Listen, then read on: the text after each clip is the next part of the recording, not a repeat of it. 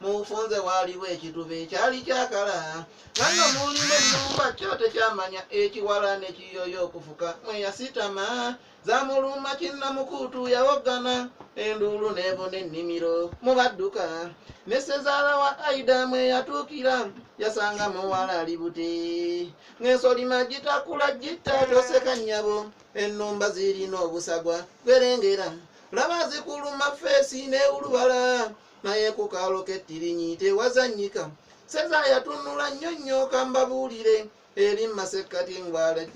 eggwala lyadduka nga n'envuba ebunye enjagulooka mbabuulire bambi ne leero kyakasiko mu kudduka gye yagwira mu kamyata awo n'amuyongera enduulu eri neddamu okulaya Aida yagejja bundaazi